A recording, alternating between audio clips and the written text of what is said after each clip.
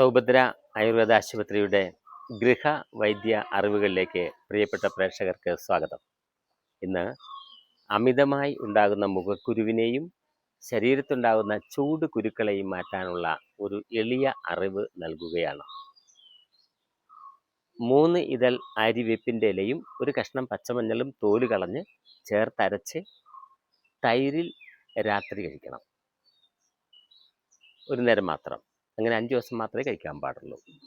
ആര്യവേപ്പിൻ്റെ ഇലയും മഞ്ഞളും അരച്ച് തേച്ച് മുഖത്തിടുകയോ ശരീരക്കുരുക്കളുടെ ഭാഗത്തിടുകയോ ചെയ്താലും എന്നിട്ട് കഴുകിക്കളഞ്ഞാൽ മതി. അത് പുറമേ ഉള്ളതും മാറും. അപ്പോൾ ഓർക്കുക, മുഖക്കുരുവിനെയും ചൂടുകുരുക്കളെയും മാറ്റാൻ ഈ ഒരു പ്രക്രിയ വളരെ ഫലപ്രദമാണ്. മുഖക്കുരുവിന് ഒത്തിരിയധികം മരുന്നുകളുണ്ട്, പലതും ഞാൻ പറഞ്ഞു തന്നിട്ടുമുണ്ട്. കഴിഞ്ഞ ചോദ്യത്തിൻ്റെ ഉത്തരം മുല്ലപ്പൂവാണ്. കണ്ണിന് കുളിർമയേകാനും കാഴ്ചശക്തി വർദ്ധിപ്പിക്കാനും ഒക്കെ പറ്റും. കടയിൽ നിന്ന് വാങ്ങുന്നതല്ല, വീട്ടിലുണ്ടാകുന്ന മുല്ലപ്പൂ 2 എണ്ണം കണ്ണിൻ്റെ മുകളിൽ വെച്ചൊന്ന് കെട്ടി രാത്രി കിടന്നുറങ്ങുക. രാവിലെ അത് അഴിച്ച് കളയുക. വലിച്ചു മുറുക്കി കെട്ടരുതെന്ന് മാത്രം. അത് കണ്ണിന് കുളിർമയും കണ്ണിന് തെളിച്ചവും ഉണ്ടാക്കാനായിട്ട് വളരെയധികം സഹായിക്കുന്നു. ഇനി അടുത്ത ചോദ്യം ഇതാണ്: പല്ലുവേദന.